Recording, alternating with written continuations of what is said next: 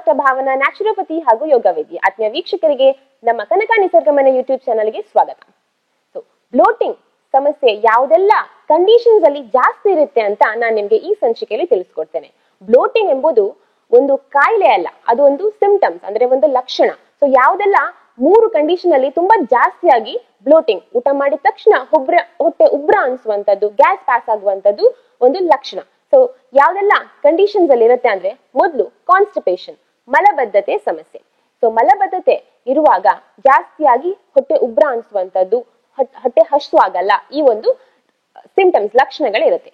ಎರಡನೆಯದು IBS ಸಮಸ್ಯೆಯಲ್ಲಿ, ಇದೊಂದು ವಾಸ್ಟ್ ಟಾಪಿಕ್. ಸೊ IBS ಅಲ್ಲಿ ಜಾಸ್ತಿಯಾಗಿ ಊಟ ಮಾಡಿದ ತಕ್ಷಣ ಹೊಟ್ಟೆ ಉಬ್ರ ಆಗುವಂತದ್ದು ತುಂಬಾ ಜಾಸ್ತಿ ಆಗಿರುತ್ತೆ. ಅದೇ ರೀತಿ ಮೂರನೆಯದು ಹೈಪೋ ಅಸಿಡಿಟಿ ಅಂದ್ರೆ ಹೊಟ್ಟೆಯಲ್ಲಿ ಆಸಿಡ್ ಕಂಟೆಂಟ್ ತುಂಬಾನೇ ಕಡಿಮೆ ಆಗುತ್ತೆ. ಆ ಒಂದು ಆಸಿಡ್ ಕಂಟೆಂಟ್ ಕಡಿಮೆ ಆಗುವಾಗ ನಿಮ್ಗೆ ಹೊಟ್ಟೆ ಉಬ್ರ ಅನ್ಸುತ್ತೆ. ಸೊ ತುಂಬಾ ವರ್ಷಗಳಿಂದ ಆಂಟಾಸಿಡ್ಸ್, ಆಂಟಿಬಯೋಟಿಕ್ ಟ್ಯಾಬ್ಲೆಟ್ಸ್ ತಗೊಳ್ಳೋದ್ರಿಂದ ಏನಾಗಿರುತ್ತೆ ಅಂದ್ರೆ, ಹೊಟ್ಟೆಲಿರುವಂತಹ ಒಂದು ಆಸಿಡ್ ಕಂಟೆಂಟ್ ತುಂಬಾನೇ ಕಡಿಮೆ ಆಗಿರುತ್ತೆ.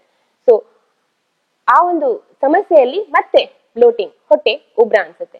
ಸೊ ಇದಕ್ಕೆ ಏನ್ ಮಾಡ್ಬೇಕು, ಯಾವ್ದೆಲ್ಲ ಮನೆಮದ್ದು ಅಂದ್ರೆ, ಸೊ ಹೊಟ್ಟೆ ಉಬ್ರ ಇರುವಾಗ ಯಾವ್ದೆಲ್ಲ ಮನೆಮದ್ದು ಮಾಡ್ಬೇಕಂದ್ರೆ, ಮೊದ್ಲಿಗೆ ನಾನು ಹೇಳಿದ ಹಾಗೆ ಮಲಬದ್ಧತೆ ಸಮಸ್ಯೆ ಇರುವಾಗ ಆಗುವಂತಹ ಒಂದು ಹೊಟ್ಟೆ ಉಬ್ರ. ಸೊ ಇದಕ್ಕೆ ಬೇಕಾಗುವಂತದ್ದು ಶುಂಠಿ ನೀರು.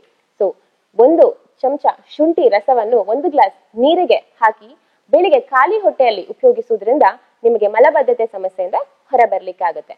ಸೊ ಆದ್ರೆ ಯಾರಿಗೆ ಹೊಟ್ಟೆ ಉರಿ ಇರ್ಬೋದು ಅಥವಾ ಎದೆ ಉರಿ ಇರ್ಬೋದು ಅಂತವರು ಈ ಒಂದು ರೆಮಿಡಿಯನ್ನು ಮಾಡೋದು ಬೇಡ. ಯಾಕಂದ್ರೆ ಈ ಒಂದು ರೆಮಿಡಿ ಮಾಡೋದ್ರಿಂದ ಮತ್ತೆ ನಿಮ್ದು ಹೊಟ್ಟೆ ಉಬ್ರ ಜಾಸ್ತಿ ಆಗ್ಬೋದು ಅಥವಾ ನಿಮ್ಮ ಹುಳಿ ತೇಗು ಮತ್ತೆ ಜಾಸ್ತಿ ಆಗುತ್ತೆ ಅಂತ. ಎರಡನೆಯದು ಹೈಪೋ ಅಸಿಡಿಟಿಯಿಂದ ಬರುವಂತಹ ಹೊಟ್ಟೆ ಉಬ್ರ.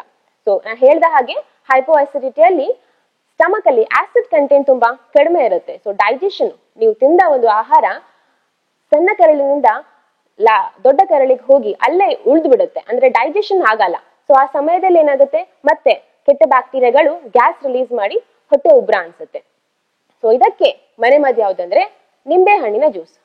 ನಿಂಬೆ ಹಣ್ಣಿಗೆ 1 ಗ್ಲಾಸ್ ನೀರು ಮಿಕ್ಸ್ ಮಾಡ್ಕೊಂಡು ಬೆಳಿಗ್ಗೆ ಖಾಲಿ ಹೊಟ್ಟೆಯಲ್ಲಿ ಉಪಯೋಗಿಸುವುದ್ರಿಂದನೂ ನಿಮ್ಗೆ ಹೊಟ್ಟೆ ಉಬ್ರ ಆಗುವಂತದ್ದು ಕಡಿಮೆ ಆಗುತ್ತೆ. ಅದೇ ರೀತಿ ACV, ಆಪಲ್ ಸಿಡಾರ್ ವಿನೆಗರ್, ಇದನ್ನು 1 ಸ್ಪೂನ್ 1 ಗ್ಲಾಸ್ ನೀರಿಗೆ ಹಾಕಿ ಬೆಳಿಗ್ಗೆ ಖಾಲಿ ಹೊಟ್ಟೆಯಲ್ಲಿ ಉಪಯೋಗಿಸುವುದರಿಂದ ನಿಮ್ಮ ಹೈಪೋ ಅಸಿಡಿಟಿ ಕಂಡೀಷನ್ ಅನ್ನು ಕಡಿಮೆ ಮಾಡ್ಲಿಕ್ಕೆ ಹೆಲ್ಪ್ ಆಗುತ್ತೆ.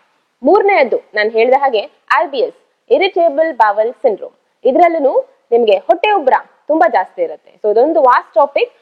ಅದೇ ರೀತಿ IBS ಅಂತ ಹೇಳುವಾಗ 2 ತರ ಇರುತ್ತೆ, ಒಂದು ಲೂಸ್ ಮೋಷನ್ ಇರುತ್ತೆ, ಅದೇ ರೀತಿ ಇನ್ನೊಂದು ಕಾನ್ಸ್ಟಿಪೇಷನ್. ಕೆಲವರಲ್ಲಿ 1 ದಿನ ಲೂಸ್ ಮೋಷನ್ ಇರುತ್ತೆ, ಸೆಕೆಂಡ್ ಡೇ ಮತ್ತೆ ಕಾನ್ಸ್ಟಿಪೇಷನ್, ಮಲಬದ್ಧತೆ ಸಮಸ್ಯೆ ಇರುತ್ತೆ. ಸೊ ಇವರು ಮೇನ್ ಆಗಿ ಡಯಟ್ ತುಂಬಾನೇ ಇಂಪಾರ್ಟೆಂಟ್. ಅದೇ ರೀತಿ ಪ್ರೋಬಯೋಟಿಕ್ ಅಂಡ್ ಪ್ರಿಬಯೋಟಿಕ್ ಫುಡ್ ಅಲ್ಲಿ ತಗೊಳ್ಳೋದು ತುಂಬಾನೇ ಇಂಪಾರ್ಟೆಂಟ್ ಆಗಿರುತ್ತೆ. ಪ್ರೋಬಯೋಟಿಕ್ ಅಂತ ಹೇಳುವಾಗ ಮಜ್ಜಿಗೆ ಒಂದ್ ಸ್ವಲ್ಪ ದಾಲ್ಚಿನಿ ಮಿಕ್ಸ್ ಮಾಡ್ಕೊಂಡು ಡೈಲಿ ಉಪಯೋಗಿಸೋದ್ರಿಂದ IBS ಸಮಸ್ಯೆಗೆ ಹೆಲ್ಪ್ ಆಗುತ್ತೆ. ಆದ್ರೆ IBS ಅಂತ ಹೇಳುವಾಗ ಕರೆಕ್ಟ್ ಆಗಿ ಡಾಕ್ಟರ್ನ ಸಲಹೆ ಇದ್ದು ಇದಕ್ಕೆ ಟ್ರೀಟ್ಮೆಂಟ್ ತಗೊಳ್ಳೋದು ತುಂಬಾ ಇಂಪಾರ್ಟೆಂಟ್. ಅದೇ ರೀತಿ ಡಯಟ್ ಅಂತ ಹೇಳುವಾಗ ಅನ್ನ, ಜೋಳ, ರೊಟ್ಟಿ, ಚಪಾತಿ ಇದೆಲ್ಲ ನೀವು ಸ್ಟಾಪ್ ಮಾಡ್ಬೇಕಾಗತ್ತೆ ಡಯಟ್ ಅಲ್ಲಿ. ಅದರ ಬದಲು ಮೇನ್ ಆಗಿ ಬೇಯಿಸಿದ ತರಕಾರಿ, ಸೂಪ್ ಇದನ್ನ ಜಾಸ್ತಿ ಉಪಯೋಗಿಸೋದ್ರಿಂದ IBS ಇಂದ ಆಗುವಂತಹ ಒಂದು ಬ್ಲೋಟಿಂಗ್ ಸಮಸ್ಯೆ ಕಡಿಮೆ ಆಗ್ತಾ ಹೋಗುತ್ತೆ. ಸೊ ಗೊತ್ತಾಯ್ತಲ್ಲ ವೀಕ್ಷಕರೇ, ಯಾವ್ದೆಲ್ಲ ಮನೆಮದ್ದು ಮಾಡೋದ್ರಿಂದ ಹೊಟ್ಟೆ ಉಬ್ರ, ಬ್ಲೋಟಿಂಗ್ ಸಮಸ್ಯೆಯನ್ನು ಕಡಿಮೆ ಮಾಡಬಹುದು ಅಂತ ನಾನು ನಿಮ್ಗೆ ಈ ಸಂಚಿಕೆಯಲ್ಲಿ ತಿಳಿಸ್ಕೊಟ್ಟಿದ್ದೇನೆ. ಅದೇ ರೀತಿ ನಮ್ಮ ವಿಡಿಯೋ ನಿಮಗೆ ಇಷ್ಟವಾದಲ್ಲಿ